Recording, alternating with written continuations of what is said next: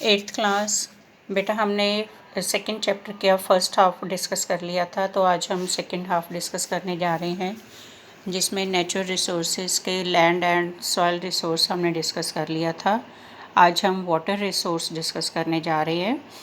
तो वाटर जैसे कि आप लोग जानते हो कि बहुत ही वैल्यूएबल और इम्पॉर्टेंट रिसोर्स है जिसके बिना कोई भी लिविंग ऑर्गेनिज्म सरवाइव नहीं कर सकता है।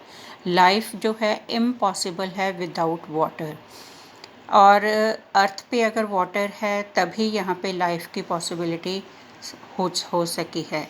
तो इस तरह से हम लोग ये भी नहीं कह सकते कि वाटर का कोई ऑल्टरनेट या कोई बदल हो के पानी के बदले में हम कुछ और चीज़ यूज़ कर सकते हैं, नो।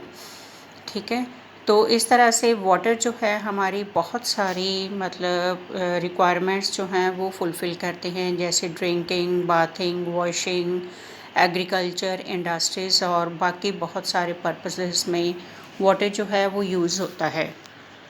नियर अबाउट जैसे कि आपको पता ही है कि 71% अर्थ जो है वो वाटर से कवर्ड है। तो ये जो इसीलिए अर्थ को वाटर प्लैनेट कहा जाता है। तो ये आगे चार्ट दिया हुआ है बेटा कि वाटर जो है अर्थ पे किस किस रूप में कितनी परसेंटेज में कहाँ पे एग्जिस्ट करता है। मैक्सिमम वाटर जैसे कि आपको पता ही है वो सलाइन वाटर है, that is in ocean, seas and salty lakes, that is 97%।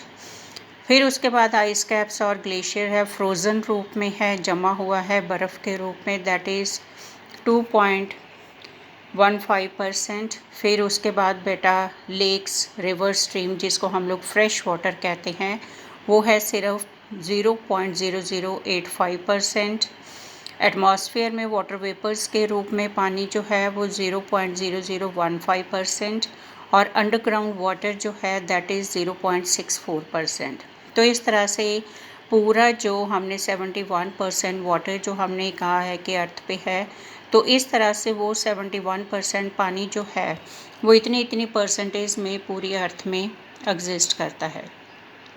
उसके बाद है बेटा कि पानी को किस तरह से हम लोग यूज़ करते हैं, पूरे वर्ल्ड में कैसे यूज़ किया जाता है पानी जो है हम लोग अपने वेरियस पर्पसेस के अलग अलग एक्टिविटीज़ में हम लोग यूज़ करते हैं, मगर सबसे ज़्यादा वाटर जो है दैट इज़ जितना पानी है उसका 93% पार्ट जो है वो एग्रीकल्चर में यूज़ होता है। ठीक है, उसके बाद फिर ड्रिंकिंग पर्पस के लिए हम लोग अपने डोमेस्टिक पर्पस के लिए यूज़ करते हैं, विलेजेस टाउन्स में यूज़ होता है, फिर इंडस्ट्रीज़ में यूज़ होता है पानी, और इलेक्ट्रिसिटी जनरेशन में जैसे कि डैम वगैरह बना के वहाँ पे इलेक्ट्रिसिटी बनाई जाती है। उसके बाद इसका मतलब फिर बाकी जो पार्ट है वो पानी जो है वो यूटिलाइज़ होता है कैटल रेयरिंग में। तो इस तरह से ये मतलब वाटर टेबल है कि किस तरह से पानी जो है वो हम लोग यूज़ करते हैं। उसके बाद आता है बेटा सोर्सेज ऑफ वाटर, पानी हमें कहाँ कहाँ से मिलता है। वैसे तो पानी काफ़ी सारा है, मगर ये जो आगे हम लोग डिस्कस कर रहे हैं बेटा वो फ्रेश वाटर रिसोर्स है, that is river, rainfall, canals, tanks, underground water. और इनमें जो रेनफॉल है बहुत ही इम्पॉर्टेंट वाटर रिसोर्स है, वाटर सप्लाई होती है, और मगर ये बहुत ही वेरिएबल का मतलब होता है कि हर जगह पे रेनफॉल जो है वो एक समान नहीं होती है, कहीं पे बहुत ज़्यादा होती है तो कहीं पे नामात्र होती है, कहीं मॉडरेट रेनफॉल होती है। जैसे कुछ प्लेसेस हैं इंडिया में वो हैवी रेनफॉल हैं, जैसे इंडिया की ईस्टर्न स्टेट्स आ जाती हैं, नागालैंड, मणिपुर, मेघालय, मिज़ोरम, ठीक है, और ये अरुणाचल प्रदेश, असम, वेस्ट बंगाल, इन स्टेट्स में बहुत ज़्यादा बारिशें होती हैं। जैसे आजकल मतलब इन स्टेट्स में तो बारिशें शुरू हो भी चुकी है, मानसून्स अराइज हो चुका है। दूसरी तरफ कुछ मतलब ऐसे एरियाज़ हैं जहाँ जैसे राजस्थान है, गुजरात है, हमारा पंजाब है, तो इन एरियाज़ में लो रेनफॉल होती है। तो दूसरा, अगर हम एवरेज एनुअल रेनफॉल इंडिया में कितनी होती है, that is 118 centimetre overall. India में जो रेनी सीज़न है जैसे कि आपको पता ही है कि वो मिड जून टू मिड सितंबर होता है, मगर केरला में जो मानसून की अराइवल है that is first of June या फिर 3 जून के फर्स्ट वीक मीन्स केरला में मानसून्स अराइव हो जाती हैं। तो इस तरह से पूरा केरला से शुरू होके फिर धीरे धीरे सारे ही ऑल ओवर इंडिया में ये मानसून जो हैं वो बारिश करती हैं, मानसून विंड्स जो हैं। तो इस तरह से दूसरी तरफ अगर हम देखें तो जो पूरा रेनफॉल के ज़रिए पानी अर्थ पे गिरता है, तो कुछ जो है वो ज़मीन सोख लेती है, परकोलेट्स बीनीथ का होता है ज़मीन के अंदर, मतलब धीरे धीरे करके बूंद बूंद करके पानी अंडरग्राउंड हो जाता है। तो इस तरह से अंडरग्राउंड का वाटर लेवल जो है वो अप होता है। तभी कहते हैं कि रेनफॉल अगर ज़्यादा होती है तो अंडरग्राउंड वाटर लेवल जो है वो अपने आप अप हो जाता है। दूसरा है कुछ पानी इवेपोरेट होता है, एटमॉस्फेयर में जाता है, और इसी तरह से ज़्यादा रेनफॉल जो होती है वो मतलब ह्यूमिडिटी को भी ह्यूमिडिटी उसमें ज़्यादा आती है। हैवी रेनफॉल रिसीविंग एरियाज़ जो होते हैं, जैसे ईस्टर्न स्टेट्स की हम लोग बात करें तो वहाँ पे डेंस वेजिटेशन है, एवरग्रीन फॉरेस्ट है वहाँ पे, तो वो भी रेनफॉल आने में हेल्पफुल होते हैं। तो इस तरह से बेटा नेक्स्ट आता है हमारा reverse and streams. Reverse and streams जो हैं वो भी बहुत ही इम्पॉर्टेंट रोल प्ले करती हैं ह्यूमन डेवलपमेंट में। जितनी भी सिविलाइजेशंस हम लोग देखें तो वो सारी ही जो रिवर वैलीज़ के आसपास से शुरू हुई थी। इंसान की परमानेंट सेटलमेंट जो है रिवर वैलीज़ के पास ही शुरू हुई थी, इनके किनारों पे ही। तो इस तरह से धीरे धीरे मैन ने अपनी लाइफस्टाइल जो है यहाँ से शुरू करके ऑल ओवर पूरी अर्थ पे या लिथोस्फीयर पे, लैंड पे, वो उन्होंने अपना सारा लाइफस्टाइल जो है, अपना लिविंग जो है, अपने घर बनाए हैं, फैक्ट्रीज़ बनाई हैं। तो इस तरह से धीरे धीरे वो एक्सपैंड होता चला गया, उनकी लाइफस्टाइल रेज होती चली गई। और ये रिवर्स मेनली दो तरह की होती हैं बेटा, एक पेरेनियल और एक सीजनल। पेरेनियल रिवर्स वो होती हैं जिनमें सारा साल पानी रहता है, और वो reverse obviously snow covered mountain से ही शुरू होती हैं। बर्फ़ सारा साल जिन पहाड़ों पे, जिन माउंटेन्स पे सारा साल बर्फ़ रहती है वहाँ पे बर्फ़ पिघलती है और नदियों में पानी आता चला जाता है। जैसे गंगा है, यमुना है, ब्रह्मपुत्रा है, सतलुज है, ब्यास है, ये रिवर्स हैं, ये पेरेनियल रिवर्स हैं क्योंकि ये स्नो कवर्ड माउंटेन से शुरू होती हैं, तो इसीलिए इनको पेरेनियल रिवर्स कहते हैं। दूसरा जो होती हैं मीन्स सीजनल रिवर्स, वो उन रिवर्स में सिर्फ बारिशों के दिनों में ही पानी होता है और पानी ज़्यादा आता है, बाकी आम दिनों में पानी नाम आता रहता है, या उनका लेवल जो है, वाटर लेवल जो है रिवर्स का बहुत ही थोड़ा रह जाता है। और जैसे जितने भी हमारे सदर्न रिवर्स हैं, साउथ इंडियन रिवर्स हैं, वो सीजनल रिवर्स आ जाती हैं। और कई जगह पे इन रिवर्स पे डैम बनाए गए हैं, और डैम बना के वहाँ से इलेक्ट्रिसिटी जनरेट हुई है, और उसके बाद वहाँ से canals, artificial man made canals जो हैं उनको डग किया गया है, और वो कैनल्स उन एरियाज़ तक पहुँचाई गई हैं जहाँ पे पानी की स्कार्सिटी होती है, कमी होती है, ताकि वहाँ पे पानी की जो कमी है उसको पूरा किया जा सके। तो इस तरह से बेटा दूसरी तरह से जिन एरियाज़ में पानी की कमी होती है, ठीक है, तो कैनल्स वहाँ पे नहीं हम लोग डग कर सकते हैं या नहीं पहुँचा सकते हैं, तो वहाँ पे जो एग्रीकल्चर होती है, इरिगेशन होती है, फसलों को पानी दिया जाता है, तो वो बेटा टैंक्स के ज़रिए होता है। टैंक्स मीन्स पिट, खड्डे खोद दिए जाते हैं बड़े बड़े, ठीक है, वहाँ पे फिर बारिशों का पानी जो है वो स्टोर किया जाता है। उसके बाद जब बारिशों का मौसम जो है वो ओवर हो जाता है, ख़त्म हो जाता है, तो वो टैंक में स्टोर किया हुआ वाटर जो है वो आगे यूज़ किया जाता है इरिगेशन में, या फिर लोग अपने डोमेस्टिक पर्पस के लिए भी उनको यूज़ करते हैं। तो इस तरह से बेटा नेक्स्ट पॉइंट आ जाता है हमारा कंजर्वेशन ऑफ वाटर। पानी को हम लोग कैसे संभाल के रख सकते हैं। जैसे कि आपको पता ही है कि जो फ्रेश वाटर रिसोर्स है वो हमारा ख़त्म होता जा रहा है। तो इस तरह से जैसे हमने पहले डाटा रीड किया है कि मैक्सिमम वाटर जो है वो एग्रीकल्चर में यूज़ होता है, तो इट मीन्स कि हमें एग्रीकल्चर में जो पानी यूज़ होता है उसका मेथड जो है वो हमें चेंज करना चाहिए, क्योंकि हमारे नॉर्थ इंडिया में जो इरिगेशन होती है वो ट्यूबवेल्स के ज़रिए होती है, और ट्यूबवेल्स जो है नेचुरली अंडरग्राउंड वाटर जो है वो निकलता जा रहा है, और पानी खेतों में जा रहा है, तो इससे वेस्टेज ज़्यादा होती है। तो बेटर है कि इसका मतलब सब्स्टिट्यूट जो है वो स्प्रिंकलर्स या ड्रिप इरिगेशन जो होती है उसके ज़रिए पानी की स्कार्सिटी को हम मतलब पानी की वेस्टेज जो है उसको हम लोग दूर मतलब कम कर सकते हैं, दूर कर सकते हैं।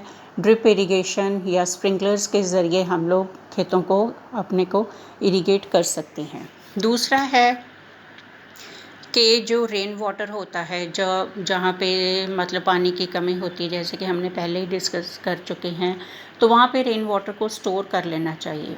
स्टोर करके फिर उसकी रेन वाटर हार्वेस्टिंग होती है, मीन्स उसको बाद में यूज़ किया जा सके। या फिर कई बार जैसे कि हम लोगों ने कई जगह पे देखा है कि मतलब ज़मीन के अंदर मोटर वगैरह लगाई जाती है, तो जो एक्सेस वाटर होता है मोटर अंदर खींच लेती है, पानी के ज़मीन के अंदर चला जाता है, तो जिससे मतलब अंडरग्राउंड वाटर लेवल जो है वो अप हो जाता है। दूसरा है बेटा सीवेज वाटर जो है उनको भी प्योरीफाई करके इरिगेशन पर्पस के लिए यूज़ किया जा सकता है। तो इस तरह से हम मैक्सिमम हमारा मतलब कोशिश करनी चाहिए कि पानी की वेस्टेज को कम किया जा सके और या फिर बिल्कुल ही रोक दिया जा सके। नेक्स्ट आ जाता है नेचुरल वेजिटेशन। नेक्स्ट जो हमारा नेचुरल रिसोर्स है that is natural vegetation resource. Natural vegetation क्या होती है? नेचुरल वेजिटेशन वो होती है कि जो पेड़ पौधे घास ग्रासेस अपने आप ग्रो होते हैं विदाउट एनी ह्यूमन इंटरफेरेंस। ठीक है, ना तो हमने मतलब बीज बोए होते हैं, ना उसमें खाद डालते हैं, ना पानी डालते हैं। जो हम अपने आसपास अपने घरों के आसपास या खेतों के आसपास या सड़कों के किनारों पे हम लोग देखते हैं जो अपने आप ग्रो किए हुए पेड़ पौधे होते हैं, those are called natural vegetation. और ये नेचुरल वेजिटेशन हर जगह पे एक जैसी नहीं होती है, ये डिपेंड करती है क्लाइमेट पे, सॉइल पे और बाकी दूसरे फैक्टर्स होते हैं, ऑल्टीट्यूड हाइट होती है। ठीक है, तो इस तरह से मतलब जैसे पहाड़ी इलाकों में वेजिटेशन अलग होती है, डेजर्ट्स की वेजिटेशन अलग होती है, प्लेन एरियाज़ में अलग होती है, प्लेटू रीजन्स की वेजिटेशन अलग होती है। तो इस तरह से बेटा ये लैंड जो है, लैंड सरफेस मीन्स वो भी मैटर करती है इस वेरिएशंस में। तो दूसरी है कि किस तरह से हम लोग ये वेजिटेशन जो है हमारे लिए क्यों इतनी ज़रूरी होती है। बहुत ज़रूरी है क्योंकि इससे हमें बहुत सारी चीज़ें मिलती हैं और इस तरह से ग्रो मतलब जो वेजिटेशन ग्रो होती है अपने आप वास्ट एरिया में। ठीक है, एक फिक्स्ड एरिया नहीं होता, वास्ट एरिया जहाँ पे काफ़ी सारे बुशेस होती हैं, हर्ब्स होते हैं, बड़े बड़े लंबे लंबे पेड़ होते हैं, तो उस वास्ट रीजन को हम लोग कहते हैं फॉरेस्ट।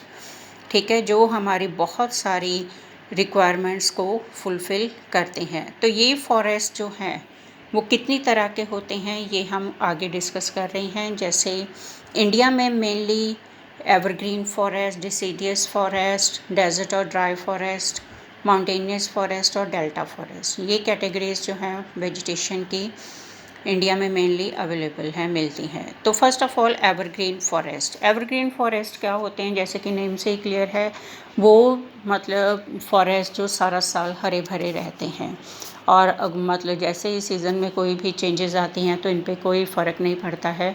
ये मतलब एक साथ सारे मतलब जो पेड़ होते हैं वो अपने पत्ते शेड नहीं करते हैं, गिराते नहीं हैं, सारा साल ऊपर से देखो तो ये बहुत ही हरे भरे और डेंस घने जंगल होते हैं।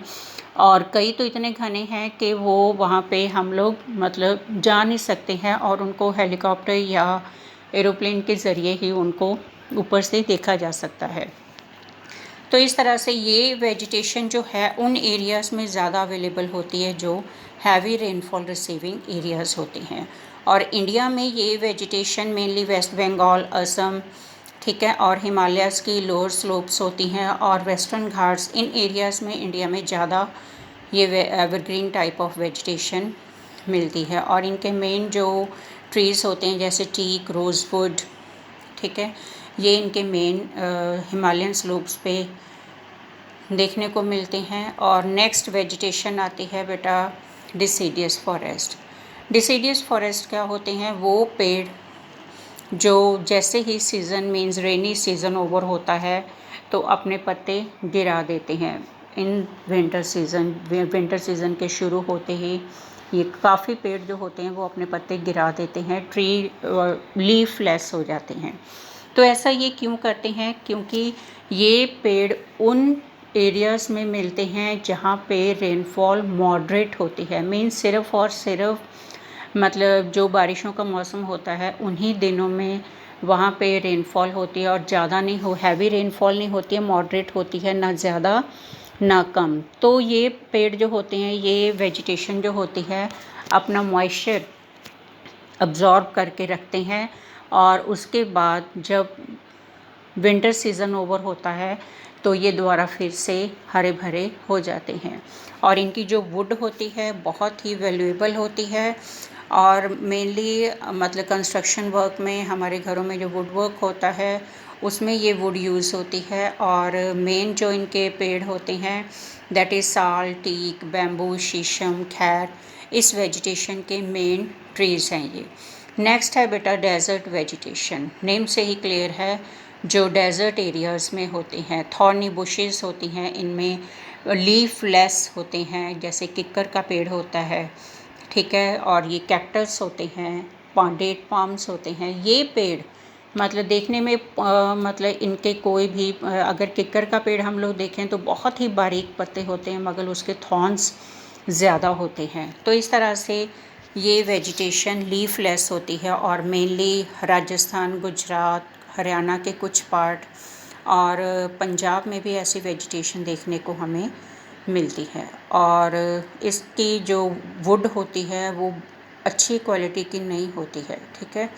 नेक्स्ट आता है माउंटेनियस वेजिटेशन। नेम से ही क्लियर है, जो वेजिटेशन पहाड़ों पे मिलती है, दैट इज़ जैसे हिमालयन स्लोप्स पे कश्मीर से लेके असम तक जो पेड़ पौधे हम लोग देखते हैं वो हैं माउंटेनियस वेजिटेशन। और ये भी बेटा अलग अलग होती हैं, जैसे जैसे पहाड़ों की हाइट होती है, सी लेवल से हाइट ऊपर ऊपर चले जाते हैं, तो ये पेड़ जो होते हैं इनकी वैरायटी भी चेंज होती चली जाती है। क्योंकि सारे पहाड़ जो होते हैं, माउंटेन्स जो होते हैं, वो स्नो कवर्ड नहीं होते हैं। कुछ माउंटेन्स जो होते हैं जो सिर्फ जिनमें लोअर स्लोप्स होती हैं, जैसे हमारे ईस्टर्न स्टेट्स हैं, वहाँ पे बर्फ़ नहीं पड़ती है, तो वहाँ पे एवरग्रीन टाइप ऑफ वेजिटेशन है, ठीक है। हिमालयन स्लोप्स, लोअर स्लोप्स आ जाती हैं। उसके बाद अगर हम जैसे हिल स्टेशंस पे हम लोग जाते हैं, कुल्लू जाते हैं, मनाली है, शिमला है, ठीक है, नैनीताल हो गया, तो इन एरियाज़ में जो वेजिटेशन होती है वो कॉनिफेरस टाइप ऑफ होती है, लंबे लंबे पेड़ होते हैं जिनके ब्रांचेस नीचे की तरफ होती हैं, और जो पेड़ इनके जो पत्ते होते हैं वो वैक्स कोटिंग होते हैं, मुलायम होते हैं ऊपर से और आगे से पॉइंटेड होते हैं, ताकि जो बर्फ़ होती है इन पत्तों पे जमे ना और वो स्लिप होके नीचे गिर जाए। इसी तरह से अगर और हाइट पे चले जाएं तो वो वहाँ पे बिल्कुल ही मतलब tundra type of vegetation, means कोई भी नाम मात्र वेजिटेशन होती है। सिर्फ जब 1-2 महीने बर्फ़ पिघलती है तो वहाँ पे थोड़ी बहुत ग्रासेस या फिर फ्लावरी वैलीज़ जो होती हैं वो देखने को मिलती हैं। और ये माउंटेनियस वेजिटेशन जो होती है, इनकी वुड जो होती है बहुत ही सुपीरियर क्वालिटी की होती है और हार्ड होती है। और मेनली जो ये यूज़ होती है तो रेल कोचेज़, रेलवे के जो बर्थ्स होती हैं उनके जो मतलब आप लोग बैठते हो वो सीट्स होती हैं, वो इनकी बनी हुई होती हैं। मैच बॉक्स इंडस्ट्री में यूज़ होती हैं। और दूसरा मेकिंग गुड क्वालिटी फर्नीचर, ये सारी चीज़ें बनाने में माउंटेनियस वेजिटेशन जो है वो यूज़ होती है। नेक्स्ट आता है बेटा delta type of vegetation. Means उन एरियाज़ में जो मार्शी लैंड सरफेसेस होती हैं, ठीक है, जहाँ पे सिर्फ मतलब दलदल होती है, जो जब रिवर्स अपना मतलब जर्नी एंड करने जाती हैं तो वहाँ पे दलदल हो जाती है, तो वो वहाँ पे पानी में मिट्टी में मॉइस्चर बहुत ज़्यादा होता है, तो वहाँ पे बहुत ही घनी वेजिटेशन ग्रो होती है। और मेनली जो पेड़ होते हैं वो मैंग्रोव, ठीक है, और सुंदरी नाम का पेड़, जैसे कि सुंदरबन डेल्टा है, गंगा और ब्रह्मपुत्र रिवर्स दोनों मिलके बनाती हैं, तो वहाँ पे सुंदरी नाम का पेड़ सबसे ज़्यादा होता है, तो इसी वजह से वहाँ पे उस डेल्टा का नाम सुंदरबन डेल्टा बना है, रखा गया है। उसके बाद ये नेचुरल वेजिटेशन जो है वो हमारे बहुत ही मतलब नीड्स को फुलफ़िल करती है, जैसे ये मेडिसिनल प्लांट्स, ठीक है, डाइज़, रबर, लुब्रिकेंट्स, ठीक है, पेपर मेकिंग में ये इनकी वुड जो है, इनकी जो पल्प होती है, ऊपर का बार्क होती है, इनका छिलका जो होता है वो यूज़ होता है, और बहुत सारी श्रब्स और फ्रूट्स मतलब हमें इनसे मिलते हैं। और दूसरा ये एनिमल्स का नेचुरल हैबिटेट है, एक कुदरती तौर पे घर है बर्ड्स और एनिमल्स का। दूसरा है कि अगर ये नेचुरल वेजिटेशन होती है तो फ्लड कंट्रोल करते हैं और सॉइल इरोजन को कंट्रोल करते हैं, बारिश लाने में हेल्पफुल होते हैं। तो इस तरह से बेटा ये नेचुरल वेजिटेशन का होना बहुत ही ज़रूरी है, और ये नेचुरल बैलेंस जो है वो बना के रखती हैं। नेक्स्ट लास्ट हमारा जो नेचुरल रिसोर्स है that is wild life resource. Wild life means जंगली जीव जंतु, ठीक है।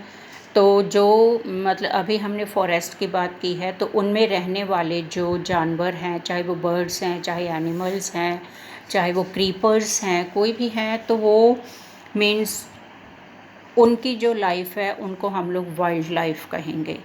जितने भी क्रिएचर्स, लिविंग ऑर्गेनिज्म, जितने भी लिविंग क्रिएचर्स फॉरेस्ट में रहते हैं वो वाइल्ड लाइफ रिसोर्स होते हैं। तो इनमें काफ़ी सारे बड़े एनिमल्स भी होते हैं, ठीक है, जैसे मतलब एलिफेंट है, राइनोसर्स हैं, ठीक है, और कुछ स्मॉल एनिमल्स भी होते हैं जैसे लायन, लीपर, टाइगर, ठीक है। इतनी तरह की वैरायटीज़ जो हैं वो इंडिया के जंगलों में, फॉरेस्ट में देखने को मिलती है। क्रीपर्स होते हैं, काफ़ी वैरायटीज़ होती हैं स्नेक्स वगैरह की, ठीक है। और दूसरा है कि कुछ बर्ड्स ऐसे होते हैं जिनको हम लोग माइग्रेटरी बर्ड्स कहते हैं। वो माइग्रेटरी बर्ड्स कौन होते हैं? जो मतलब जैसे ही मौसम मतलब जिस एरियाज़ में ज़्यादा बर्फ़ पड़ती है, जैसे साइबेरिया है, ठीक है, तो वहाँ से वो मतलब मूव कर जाते हैं उन एरियाज़ में जहाँ पे ठंड कम पड़ती है। जैसे साइबेरिया से इंडिया में आते हैं कुछ बर्ड्स, जैसे सारस है, क्रेन है, हम लोग देखते हैं, तो वो उनको हम लोग माइग्रेटरी बर्ड्स कहते हैं। नेक्स्ट बेटा आ जाता है protection and conservation of wild life. कैसे हम इनको कंजर्व करें, कैसे हम इनको संभालें। जैसे कि हम लोग हर रोज़ हमें सुनने को मिलता है कि काफ़ी सारे जो एनिमल्स हैं वो ख़त्म हो गए हैं या ख़त्म होने वाले हैं, एक्सटिंक्शन पे हैं, या बर्ड्स जो हैं वो ख़त्म हो गए हैं। तो इनकी जो स्पीशीज़ हैं बर्ड्स की, एनिमल्स की, उनको ख़त्म होने से हम लोग कैसे रोक सकते हैं, ठीक है। क्योंकि अगर इस तरह से ये एनिमल्स या बर्ड्स ख़त्म होने लगे तो बेटा ये जो कुदरत का जो बैलेंस है, नेचुरल बैलेंस है, इकोसिस्टम है या फिर फूड चेन है, वो सारा ही इंटरप्ट हो जाएगा, सारा ही ख़त्म हो जाएगा। तो मीन्स कुछ भी नहीं बचेगा यहाँ पे। तो इस तरह से इनकी स्पीशीज़ को बचाने के लिए गवर्नमेंट ने काफ़ी सारे मतलब प्रोग्राम्स जो हैं, काफ़ी सारी एफ़र्ट्स जो हैं गवर्नमेंट ने की हैं। जैसे उन्होंने Indian board for wild life establish किया था 1952 में, ठीक है। तो उसके बाद उसमें काफ़ी सारे लॉ इन्होंने बनाए थे जो एनिमल्स ख़त्म हो रहे हैं उनको लेके, जैसे प्रोजेक्ट टाइगर 1973 में टाइगर्स को बचाने के लिए प्रोग्राम शुरू किया था। प्रोजेक्ट एलिफेंट 1992 में किया था एलिफेंट्स को बचाने के लिए। तो इस तरह से 1972 और 2002 में भी गवर्नमेंट ने एक एक्ट पास किया था, ठीक है, वाइल्ड लाइफ प्रोटेक्शन के लिए। और उसमें क्या होता था कि काफ़ी सारे वाइल्ड लाइफ सेंचुरीज़ बना दिए गए, नेशनल पार्क बनाए, बायो रिजर्व्स बनाए गए।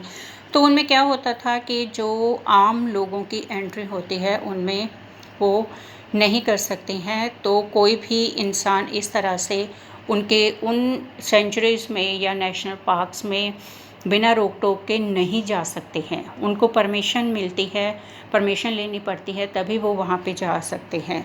और दूसरा, इनमें दूसरी बात होती है कि वहाँ पे जाके कोई भी एनिमल या बर्ड्स को हम लोग हंट नहीं कर सकते हैं, उनका शिकार नहीं कर सकते हैं, उनको मार नहीं सकते हैं। अगर ऐसा कुछ होता है तो गवर्नमेंट पनिश करती है, जेल में भेज दिया जाता है, काफ़ी सारा मतलब फ़ाइन, ठीक है, हज़ारों में फ़ाइन जो है वो उनसे वसूल किया जाता है। तो इस तरह से बेटा वाइल्ड लाइफ को प्रोटेक्ट करने के लिए गवर्नमेंट ने इतने सारे लॉ बनाए गए हैं। तो इस तरह से बेटा हम लोग नेचुरल रिसोर्सेज को अगर हम प्रोटेक्ट करेंगे, कंजर्व करेंगे, तो हमारी जो अगली जनरेशन्स हैं या हम लोग हैं, इनका काफ़ी लॉन्ग रन तक इनका फ़ायदा हम लोग ले सकते हैं। और इनको अगर हम ध्यान से यूज़ करेंगे तो भी मतलब ये नेचुरल रिसोर्सेज जो हैं हमारी लाइफ को चेंज करती हैं, किसी भी तरह से ये हमें बेनिफिट ही प्रोवाइड करती है।